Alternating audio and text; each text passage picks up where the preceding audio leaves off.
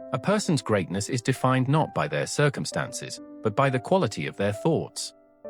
This timeless truth is mirrored in the lives of visionary leaders like Elon Musk, Larry Page, and Mark Zuckerberg. As Joshua Moore emphasizes in his book, The Growth Mindset, what you think, you become. But if success is rooted in our mindset, why do so many people continue to struggle? Is it a lack of ambition?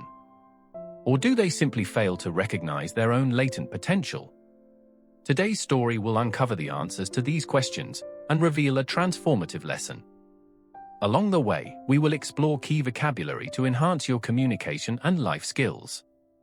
Stay with us until the end. I promise this journey will be well worth your time.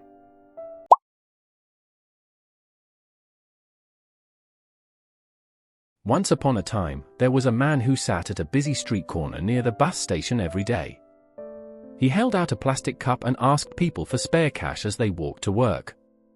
Most people ignored him, and he barely made enough to buy a loaf of bread. One afternoon, a woman in a bright blue suit stopped in front of him. The man recognized her. They had gone to school together years ago. The woman looked calm, confident, and successful.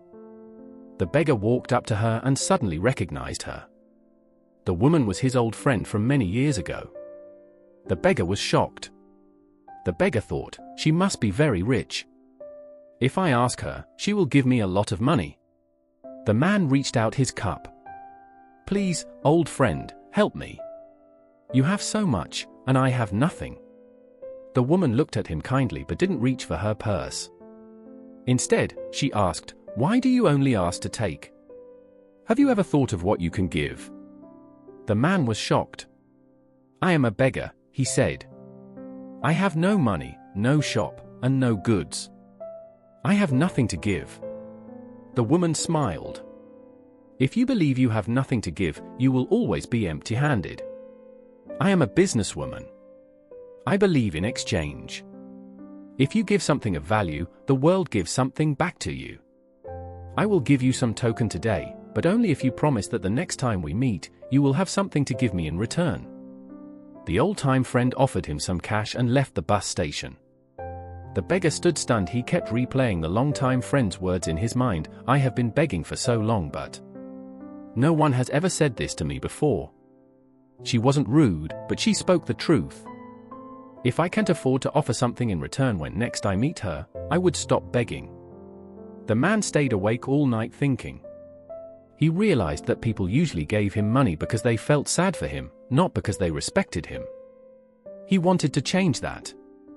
The next morning, he went to a nearby field and picked a bunch of beautiful wild daisies. He sat at his usual corner, but this time, whenever someone dropped a coin in his cup, he handed them a fresh flower. The results were amazing. People smiled at him. They said, "Thank you." They gave him more money than they ever had before. He realized he wasn't just begging anymore, he was trading joy for support. From beggar to businessman. A few months later, the old-time friend returned. The man ran up to her, not with a cup, but with a large, beautiful bouquet of roses he had grown himself. Here, he said proudly. This is for you. I am no longer just taking. I am giving. The woman took the flowers and beamed. Today, you are not a beggar. You are a businessman. 10 years passed. That man no longer sits on a street corner. He now owns the largest flower shop in the city. He learned a secret that changed his life: the world is a mirror. If you act like you have nothing, you will receive very little. But if you find a way to give, even something small, the world will open its doors to you. If you like this story, give it a like and leave a nice comment. Thank you, and see you in the next story.